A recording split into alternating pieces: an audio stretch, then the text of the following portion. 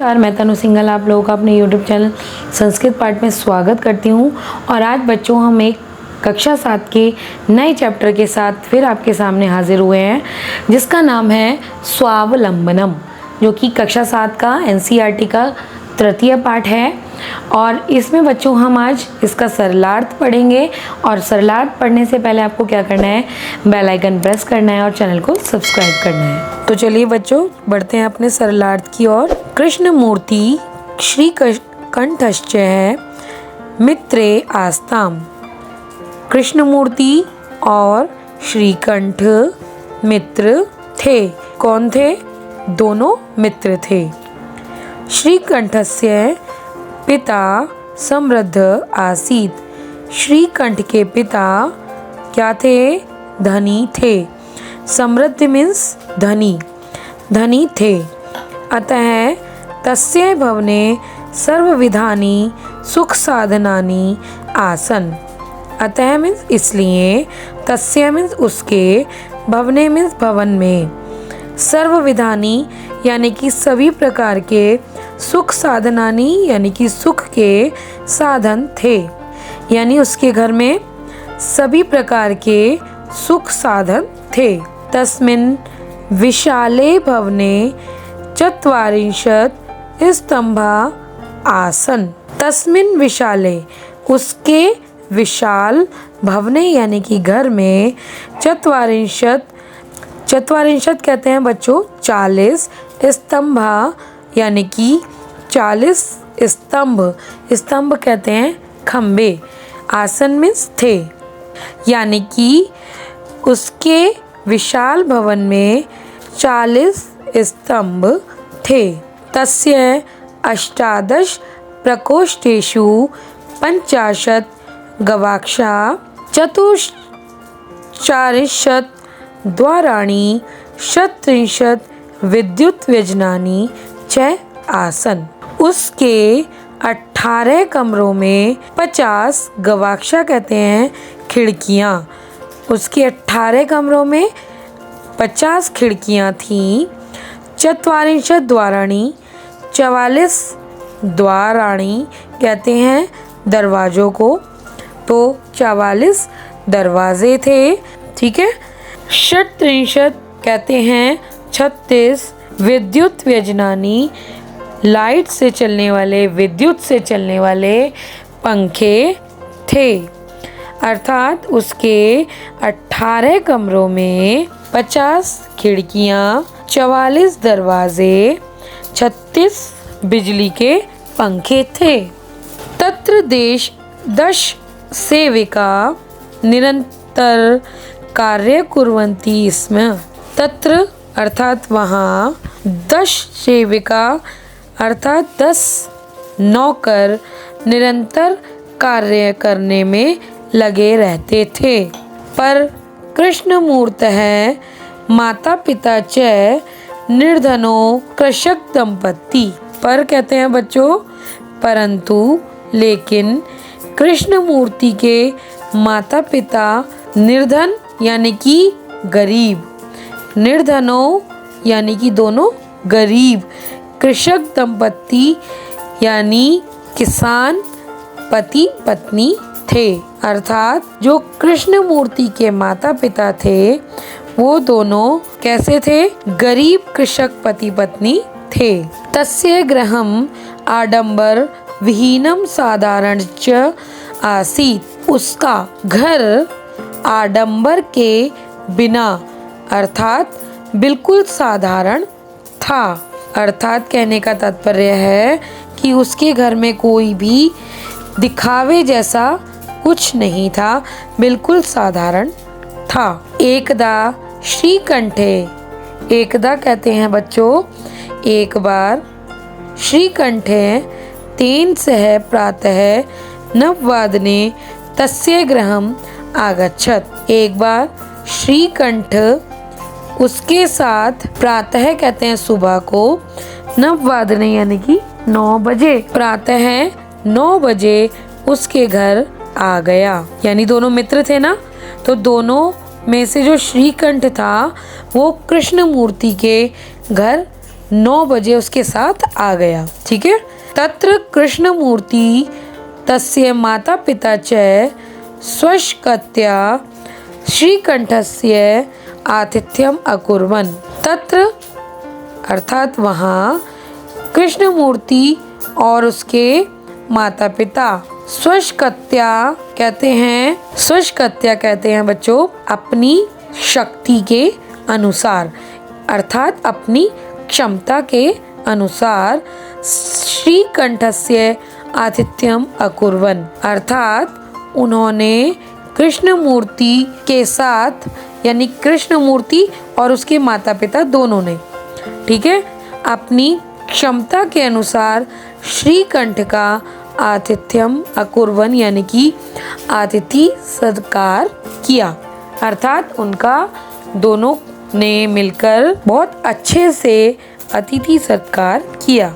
एतत् दृष्ट्वा श्रीकंठः कथयत्, एतत् कहते हैं ये, दृष्ट्वा अर्थात देखकर, श्रीकंठ अकथयत् श्रीकंठ बोला, मित्र अहम भवताम सत्कारेण संतुष्टो अस्मि।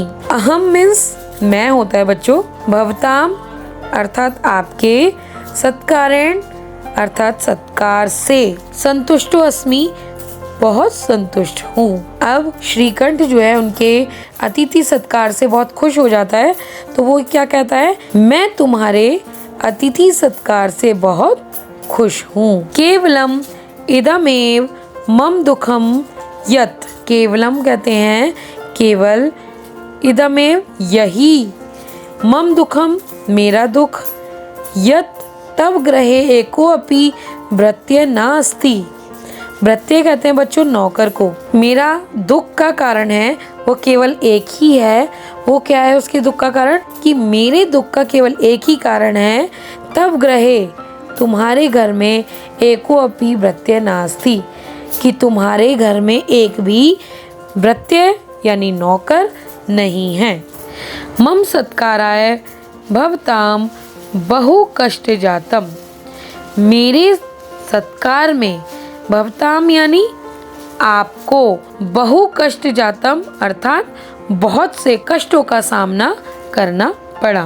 मम ग्रहे तू बहव कर्म करा संति, मम ग्रहे अर्थात मेरे घर में, तू मीन्स तो, मेरे घर में तो बहव यानी कि बहुत से, कर्म करा कहते हैं बच्चों सेवक, मेरे घर में तो बहुत से सेवक हैं। तदा कृष्णमूर्ति अवदत्, तदा तब कृष्णमूर्ति अवदत्, तब कृष्णमूर्ति बोला, मित्र ममापि अष्टौ कर्मकरः सन्ति।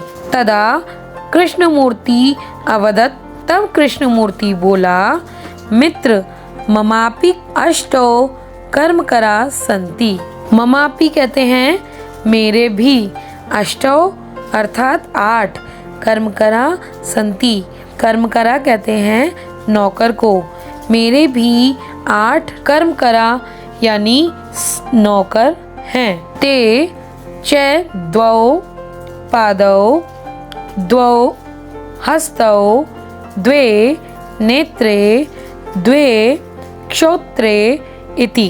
अब वो बताता है कि भाई मेरे कौन कौन से नौकर हैं, ठीक है, कौन से 8 लोग हैं जो मेरी हर समय सेवा करते हैं, ठीक है। तो वो बता रहे हैं ते च द्वौ पादौ, द्वौ, द्वौ कहते हैं 2, पादौ कहते हैं पैर, मेरे 2 पैर हैं, द्वौ हस्तौ 2 हाथ हैं, द्वौ नेत्र 2 नेत्र हैं, द्वे श्रोत्रे और 2 कान हैं। एते प्रतिक्षणम मम सहायका, ये प्रतिक्षण यानी कि हर समय मेरी सहायका यानी कि सहायता करते हैं, अर्थात ये मेरे हर समय सहायक हैं। किंतु तब भृत्या सदैव सर्वत्र च उपस्थिता भवितुम न शक्नुवन्ति, किंतु तब भृत्या यानी तुम्हारे नौकर, सदैव सर्वत्र च उपस्थिता। तुम्हारे नौकर जो होते हैं वो किंतु तव भृत्या, लेकिन तुम्हारे नौकर सदैव यानी हमेशा, सर्वत्र अर्थात सब जगह, उपस्थित भवितुम न शक्नुवन्ति, सब जगह उपस्थित होने में सहायक नहीं है। यानी कि तुम्हारे जो नौकर हैं, अब वो बताता है कि मेरे नौकर तो ये हैं, मेरे तो सहायक ये हैं कि 2 पैर हैं, 2 हाथ हैं, 2 नेत्र हैं और 2 कान हैं, लेकिन और ये मेरी हर समय सेवा भी करते हैं। लेकिन तुम्हारे जो नौकर हैं वो हर जगह हमेशा तुम्हारे साथ नहीं रह सकते। त्वं तु स्वीकार्याय भृत्यादीन न, त्वं तु स्वीकार्याय भृत्यादीन है, तुम तो अपने कार्यों के लिए भृत्यादीन है, नौकरों पर अधीन हो। अर्थात स्वीकार्याय क्या मतलब क्या होता है बच्चों? अपने कार्य के लिए। भृत्याधीन है, नौकरों पर आश्रित हो। तुम तो अपने सभी कार्यों के लिए नौकरों पर आश्रित हो। यदा यदा ते अनुपस्थिता तदा तदा त्वं कष्टम अनुभवसी। जैसे जैसे, यदा यदा यानी जब जब, ते उपस्थिता वे सब उपस्थित होंगे या होते हैं, तदा तदा त्वं कष्टम अनुभवसी तब तब तुम्हें कष्ट होता है। स्वावलंबने तु सर्वदा सुखमेव न कदापि कष्ट भवति। स्वावलंबन ही सबसे बड़ा सुख है। अर्थात स्वावलंबन जो होता है, आत्मनिर्भरता जो होती है, उसमें ही सबसे बड़ा सुख है। न कदापि कष्ट भवति, और कभी भी कष्ट नहीं होता है। श्रीकंठ अवदत् मित्र, श्रीकंठ बोला मित्र, तब वचनानि श्रुत्वा मम मनसि महति प्रसन्ना। तब वचनानि श्रुत्वा मम मनसि महति प्रसन्नता जाता। तुम्हारे वचन सुनकर मम मनसि अर्थात मेरे मन में, महती प्रसन्नता जाता अर्थात मेरे मन में भी बहुत ज़्यादा प्रसन्नता हुई है। अधुना अहम अपि स्वीकार्याणि स्वमेव कर्तुम इच्छामि। अब मैं भी, अहम अपि मैं भी, स्वीकार्याणि अर्थात अपने कार्य, स्वमेव कर्तुम इच्छामि अपने कार्य खुद ही करने की इच्छा रखता हूँ। भवतु सार्धद्वादश वादनम इदम। भवतु सार्धद्वादश वादनम इदम। अच्छा, अब सार्धद्वादश वादनम अर्थात सार्ध कहते हैं आधे को, 12:30, द्वादश वादनम 12:30 बज गए हैं। सांप्रतम गृहम चलामी। अब मैं घर को चलता हूँ। तो ये था बच्चों इसका सरलार्थ, और आई होप कि आप लोगों को क्लियर हो गया होगा। और आने वाली वीडियो में बच्चों मैं इसका अभ्यास कार्य क्लियर करूँगी, और आई होप कि आप लोगों को ये सरलार्थ समझ में आ गया होगा। और आगे वाली वीडियो में बने रहने के लिए आपको क्या करना है, चैनल को सब्सक्राइब करना और बेल आइकन प्रेस करना है। धन्यवाद।